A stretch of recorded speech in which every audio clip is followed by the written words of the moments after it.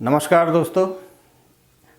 मैं आज असल में चाइल्ड बर्थ के ऊपर वीडियो स्टार्ट करना चाह रहा था, लेकिन मेरे कुछ मित्रों ने मुझसे अनुरोध किया कि आपने लव मैरिज वगैरह और स्पाउस जीवन साथी हमारा कैसा दिखेगा, कैसा होगा, उसका आर्थिक स्थिति कैसी होगी, इन सारी चीज़ों को कवर नहीं किया है, तो एक वीडियो इस पर बनाइए।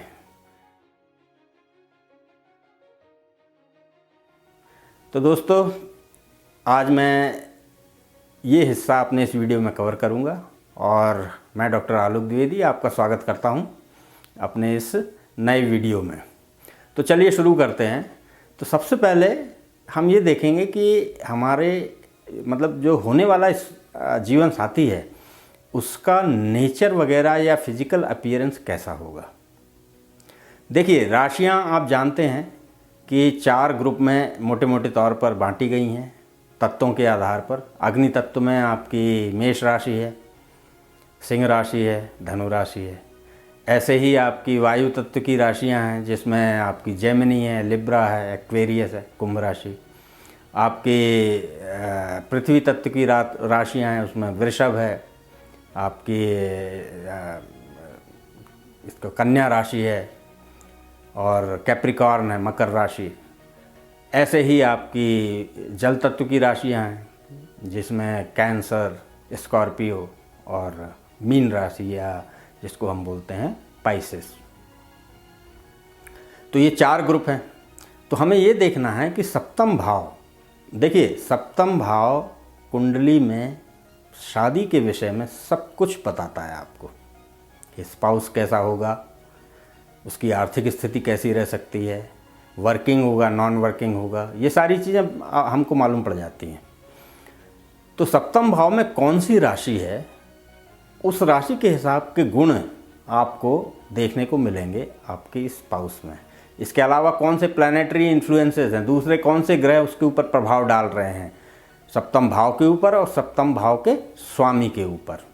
उदाहरण के तौर पर जैसे अग्नि तत्व की कोई राशि है तो ऐसा व्यक्ति धर्म के प्रति ज़्यादा रुझान रखेगा, प्रिंसिपल्ड होगा लाइफ में, क्योंकि ये काल पुरुष की कुंडली में अग्नि तत्व की राशियां धर्म त्रिकोण में आती हैं। तो ऐसा व्यक्ति प्रिंसिपल्ड होगा अपनी लाइफ में। बच्चों में भी वही, माता पिता के तौर पर वही प्रिंसिपल्स जो है डालने की कोशिश करेगा, संस्कार डालने की कोशिश करेगा। अगर मान लीजिए पृथ्वी तत्व है तो पृथ्वी तत्व के व्यक्ति थोड़े से जिद्दी किस्म के होते हैं, प्रैक्टिकल होते हैं, स्टेबिलिटी ज़्यादा पसंद करते हैं। तो अगर मान लीजिए जल तत्व है तो आपको इमोशनल मिलेगा, सेंसिटिव मिलेगा पार्टनर, इमेजिनेशन या जिसको बोलते हैं कल्पनाशीलता में ज़्यादा रहने वाला, सॉफ्ट स्पोकन, नरम बोलने वाला, मीठी भाषा बोलने वाला। तो इस तरह के गुण आपको देखने को मिलेंगे और यही चीज़ हम देखेंगे कि सप्तमेश किस तरह के ग्रहों से प्रभावित है। अब आते हैं हम अपीयरेंस के ऊपर। तो राशि के हिसाब से अगर देखें तो अगर अग्नि तत्व है तो आपको थोड़ा लंबा फिजिकल अपीयरेंस वाला होगा और आपका पृथ्वी तत्व वाले भी लंबे होते हैं और ये बाकी जो हैं ये मीडियम हाइट के होते हैं, इस तरह के होते हैं। मतलब फिर वर्किंग है कि नॉन वर्किंग है, उसके पहले हम वर्किंग नॉन वर्किंग के पहले हम ये देख लेते हैं कि उसका लुक कैसा होगा। लुक से मतलब होता है कि ज़्यादातर लोग ये देखते हैं कि भाई गोरा है लड़का या लड़की कि नहीं, सुंदर दिखने में है कि नहीं। तो इसके लिए हमें सप्तम भाव देखना है प्लस हमें कारक देखना है।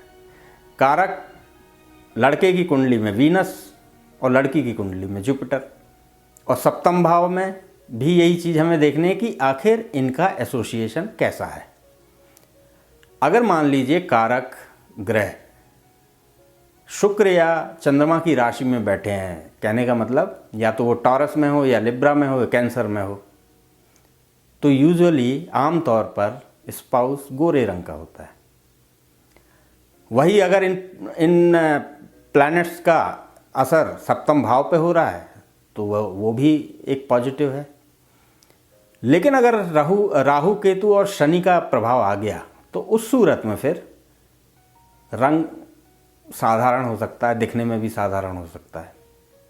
तो इस तरह से हमें ये चीज़ें नवमांश में भी देखनी है। जो हम यहाँ पे लग्न कुंडली में जो चीज़ देख रहे हैं वही चीज़ हम नवमांश में देखेंगे। फिर कुछ लोग पूछते हैं कि भाई ये बताइए कि हमारा स्पाउस जो है, हमारा जो पार्टनर है होने वाला, ये वर्किंग होगा कि नॉन वर्किंग होगा। तो देखिए, अगर सप्तम भाव का कनेक्शन दूसरे भाव से 10वें या 11वें भाव से बन रहा है तो संभावना है कि आपका पार्टनर वर्किंग होगा। अगर पॉजिटिव इन्फ्लुएंसेस हैं, शुभ ग्रहों की दृष्टि है या प्रभाव पड़ रहा है, तो सूरत में आपको वर्किंग मिल जाएगा। और वही अगर अशुभ ग्रहों की दृष्टि पड़ रही है या प्रभाव पड़ रहा है तो हो सकता है कि वर्किंग मिले लेकिन बहुत औसत दर्जे का प्रोफेशन हो, इस तरह का भी संभावना है। ये सारी चीज़ें हमें लग्न कुंडली में देख के और नवमांश में उसको क्रॉस चेक करके फिर किसी नतीजे पे पहुंचना है। फिर कुछ लोग ये भी पूछते हैं कि भाई परिवार कैसा रहेगा, स्टेटस उसका कैसा रहेगा, फाइनेंशियली भी और सोशली भी। तो स्टेटस अगर देखना है तो आप नवमांश में देखिए। अगर राजयोग आपकी कुंडली में है, नवमांश कुंडली में, तो एक स्टेटस वाला स्पाउस मिलेगा आपको, जीवन साथी जो होगा स्टेटस वाला होगा। धनयोग देखिए। धनयोग देखने के लिए आप जानते हैं कि प्रथम भाव, पंचम भाव और नवम भाव ये और इनका संबंध अगर दूसरे और 11वें भाव से हो रहा है तो एक धनयोग बनता है। तो अगर आपकी कुंडली में अच्छे भावों में, जैसे केंद्र या त्रिकोण में धनयोग बन रहे हैं, तो इसका मतलब ये है कि आपका पार्टनर अच्छे घर से होगा। राजयोग मौजूद हैं तो स्टेटस भी मिलेगा। इसके अलावा अगर सप्तम भाव का स्वामी उपाचिया भाव में बैठा है, 3, 6, 11, अगर इन भाव में बैठा है, अच्छी स्थिति में है, तो भी आप ये मान सकते हैं कि आपका स्पाउस या जीवन साथी फाइनेंशियली काफ़ी या आर्थिक तौर पर काफ़ी साउंड रहेगा, अच्छा रहेगा। तो ये तो थी स्पाउस के बारे में। अब आते हैं हम लव मैरिज के बारे में कि भाई लव मैरिज होगी कि अरेंज मैरिज होगी। तो देखिए, अगर आपको लव मैरिज या प्रेम विवाह देखना है तो हमें ये देखना होगा कि सप्तम भाव किन ग्रहों से इन्फ्लुएंस हो रहा है।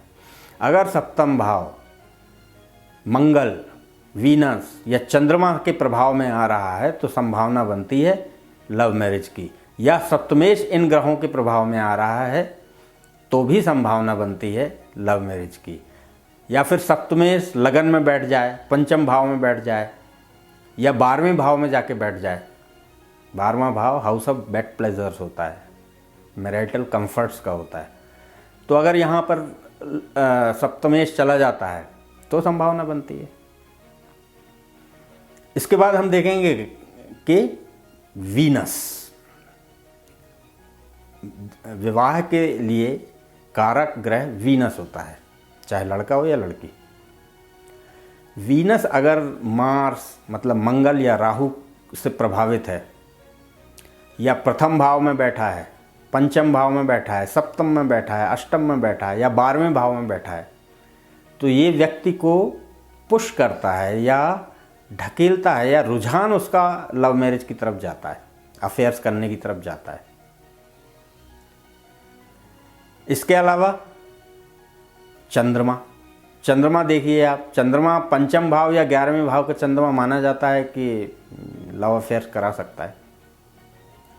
अगर वो ये पंचम में है या सप्तम में बैठा हुआ है या पंचमेश द्वारा प्रभावित है या 11वें भाव में बैठा हुआ है चंद्रमा, तो इस सूरत में लव मैरिज हो सकती है, अफेयर हो सकता है व्यक्ति का और वो लव मैरिज की तरफ जा सकता है। अब हम थोड़ा सा देखेंगे जेमिनी पद्धति। जेमिनी पद्धति क्या कहती है इसमें? जेमिनी में एक होता है पुत्र कारक, जो कि प्लैनेट 5वें नंबर की डिग्री, मतलब डिसेंडिंग ऑर्डर में हम देखेंगे घटते क्रम में, तो ऊपर से 5वें नंबर पर होता है। और पुत्र कारक अगर दर कारक मैं पहले भी बता चुका हूँ कि ये लोएस्ट डिग्री होती है, इसकी सबसे कम डिग्री होती है प्लैनेट्स में। इसमें राहु केतु हम शामिल नहीं करेंगे। तो अगर पुत्र कारक और दर कारक संबंध बनाते हैं आपस में, या ये दोनों पंचम भाव में मिल जाएं या सप्तम भाव में बैठ जाएं या लगन में जाके बैठ जाएं, तो ऐसा व्यक्ति प्रेम विवाह कर सकता है। यही चीज़ हम जो अभी तक हमने जो फैक्टर्स देखे हैं, वीनस हो, चाहे 7th हाउस हो, चाहे पुत्र कारक हो, दर कारक हो, यही हमें नवमांश में भी इसी तरीके से हमें देखना है। इसके अलावा एक और चीज़ है जो जेमिनी में बहुत महत्वपूर्ण मानी जाती है विवाह की दृष्टि से, वो है उपपद लग्न। उपपद लग्न मतलब, उपपद होता है 12वें भाव का पद, मतलब 12वें भाव से आप काउंट करेंगे तो जहाँ पर भी उसका स्वामी बैठा है वहाँ तक, और फिर उसके आगे उतने ही घर और, तो जो घर आएगा वो उपपद है, और वहाँ से अगर लग्न कुंडली बनाते हैं आप तो उपपद लग्न है। उपपद लग्न अगर पुत्र कारक और दर कारक से प्रभावित है, वो वहाँ पर प्लेस्ड हैं,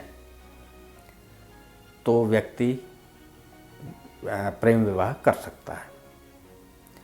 तो दोस्तों, उम्मीद है कि ये वीडियो आपको अच्छा लगा होगा, आपको ये जानकारी भी अच्छी लगी होगी, और अगर आपको अच्छा लगता है ये वीडियो तो प्लीज़ लाइक करिए, चैनल को सब्सक्राइब करिए और बेल आइकन दबा दीजिए, जिससे कि आपको आगे मेरे वीडियो जो आने वाले हैं उनका नोटिफिकेशन मिल सके। धन्यवाद।